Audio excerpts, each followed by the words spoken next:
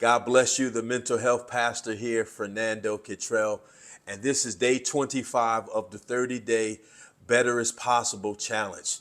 5 more days left until we get 30 days, and I'm excited. I trust that you've been encouraged, you've been provoked, you've been inspired, you've been stimulated in your thought processes to move forward in 2024 and beyond. So this is day 25, and I want to talk to you today about three things that God has given us to do, the ability to do. Three things He's given us the ability to do, and that is He's given us the ability to live, to laugh, and to last. I believe those are three areas that Satan wants to rob the believers of: living, laughing, and lasting. And so I want to just share a little bit about that today, because the scripture says God has given us all things in life, all things to richly enjoy. So He wants us to live on purpose, by purpose, and through purpose, but with joy. Paul said, I finished my course with joy. I believe that everything that God has assigned to us has joy attached to it, has peace attached to it. Now, it doesn't mean everything is going to go well. Doesn't mean we're not going to have low moments. Doesn't mean we're not going to be in the valley or the den of lions, if you will, or under pressure through life and situations.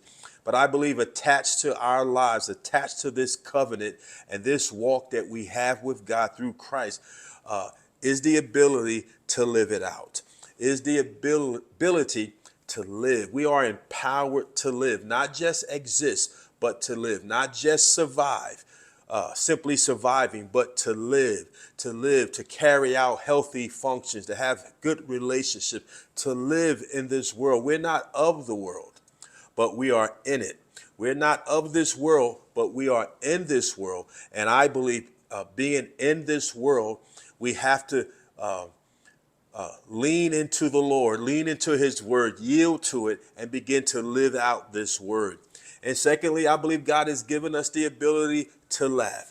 The joy of the Lord, the scripture says, is our strength. Scripture says in Proverbs, a merry heart works like medicine.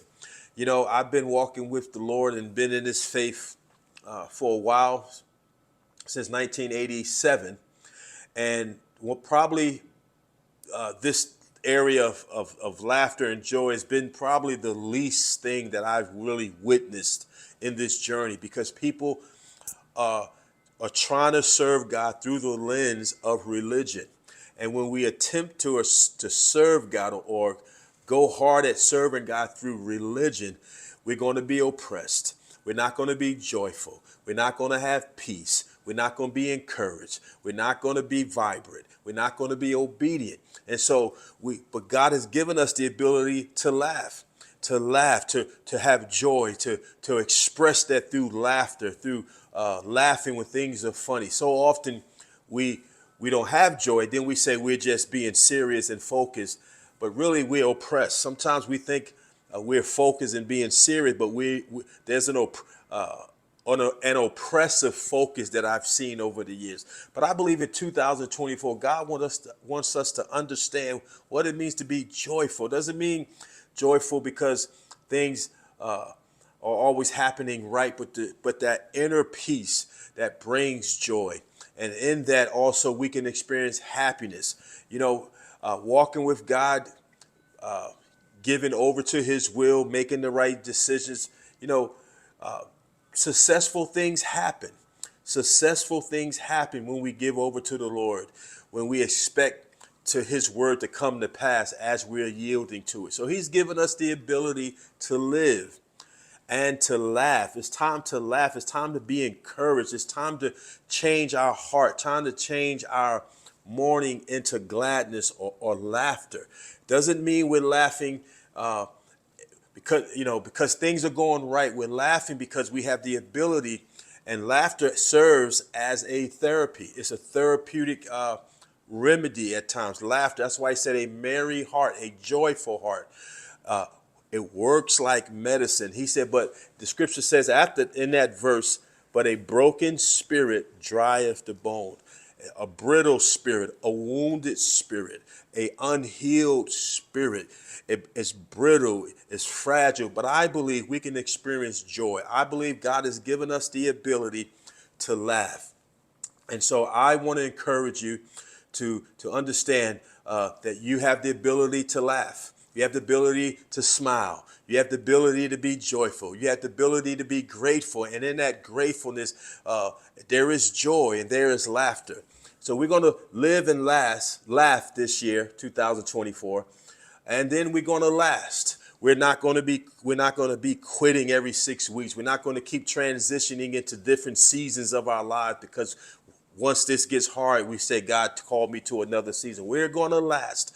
God has given us the ability to live, to laugh, and to last. We can walk through. We can walk as overcomers. We can do things. We can do it. You and I can do it. We are empowered. We are equipped. We are anointed. We are appointed to last, to have joy, to have peace, and to live it out.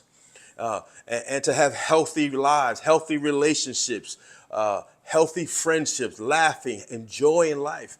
Scripture says we're going to have tribulation. Jesus said you're going to have tribulation. We're not talking about a life free or absence of calamity or things at time. But he said in this life, you will have tribulation. But look what he said. Look at this word. But be of good cheer. Look at that word. Be of good cheer.